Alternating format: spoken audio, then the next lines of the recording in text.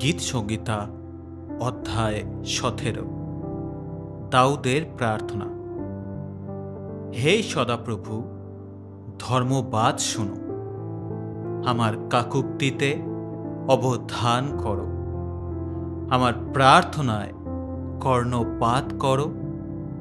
তাহা ছলনার ওষ্ঠাধর হইতে নির্গত হয়।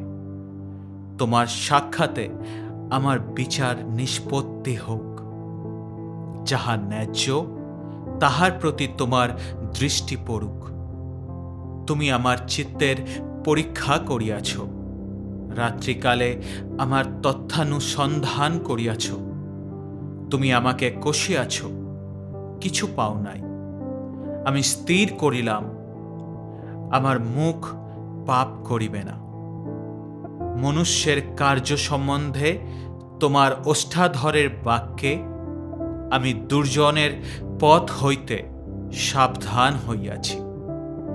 আমার পদক্ষেপ তোমার পথে স্থির রহিয়াছে, আমার চরণ বিচলিত হয় নাই। আমি তোমাকে ডাকিলাম, কেননা হে ঈশ্বর, তুমি আমাকে উত্তর দিবে। আমার প্রতি কর্ণপাত করো, আমার বাক্য শুনো।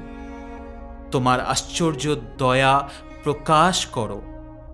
তুমি শরণাপন্ন লোকদিগকে নিস্তার করিয়া থাকো। বিপক্ষগণ হইতে তোমার দক্ষিণ হস্ত দ্বারাই করিয়া থাকো। নয়নের তারার ন্যায় আমাকে রক্ষা করো। তোমার পক্ষের ছায়াতে আমাকে সঙ্গোপন করো। দুষ্টগণ হইতে করো, যাহারা আমাকে নষ্ট করে। প্রাণনাশক শত্রুগণ হইতে করো, যাহারা আমাকে বেষ্টন করে। তাহারা আপন আপন মেদে বদ্ধ, তাহারা মুখে অহংকারের কথা কহে। এখন তাহারা আমাদের পাদসঞ্চারে আমাদিগকে ঘেরিয়াছে। তাহারা আমাদিগকে ভূমিসাৎ করণার্থে চক্ষু স্থির করে। সে বিদারণ করিতে উৎসুক কেশরীর তুল্য, অন্তরালে উপবিষ্ট যুব সিংহের ন্যায়।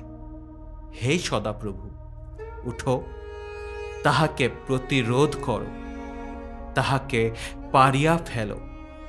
তোমার খড়গ দ্বারা দুষ্ট লোক হইতে আমার প্রাণ বাঁচাও। সদাপ্রভু, তোমার হস্ত দ্বারা মনুষ্যদের হইতে, সাংসারিক মনুষ্যদের হইতে আমাকে বাঁচাও। তাহাদের দায়াংশ এই জীবনে তুমি নিজ ধনে তাহাদের উদর পূর্ণ করিতেছ। তাহারা সন্তানে তৃপ্ত হয়, আপন আপন শিশুদের নিমিত্ত আপনাদের অবশিষ্ট সম্পত্তি রাখিয়া যায়। আমি তো ধার্মিকতায় তোমার মুখ দর্শন করিব, জাগিয়া তোমার মূর্তিতে তৃপ্ত হইব। আমেন।